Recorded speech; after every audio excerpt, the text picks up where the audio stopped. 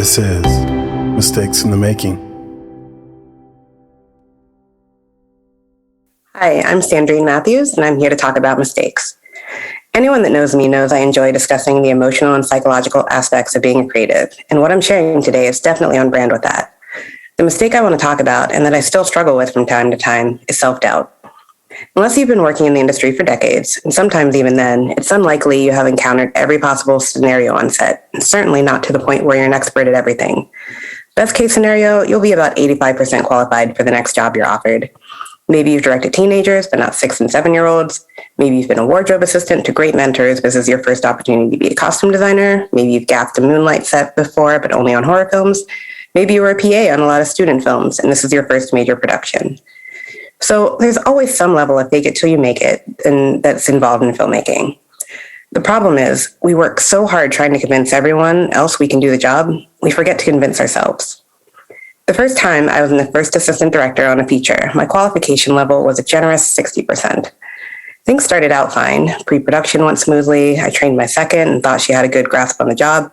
And I was just several steps ahead during all of preparation. Then production started and things began to pile up. Trouble with location, trouble with walkies, a base camp further away than we expected. And all those problems cropped up in just the first hour. And every day the hits just kept coming. Minor things a more experienced AD may have been able to predict, or an AD that wasn't required to wear as many additional hats as I was. But I still managed to take care of them as they happened.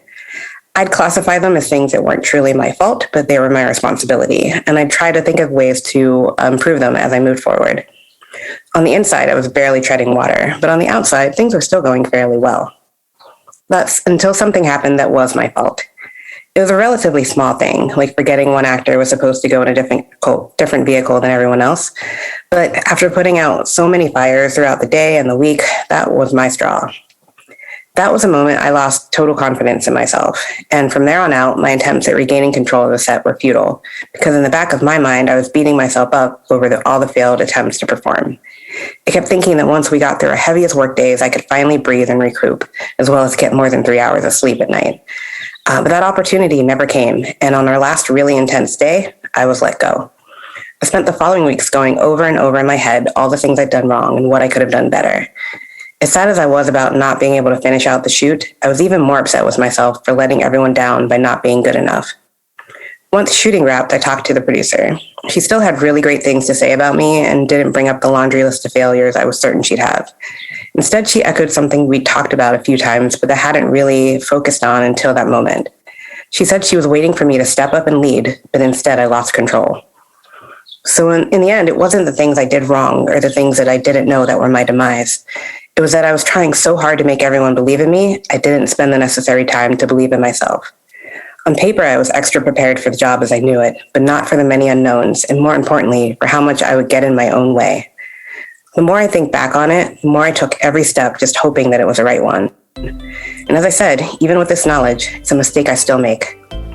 In our work, we're going to make choices, and we're going to make wrong choices. There are going to be things we don't know, and sometimes we'll need to ask for help.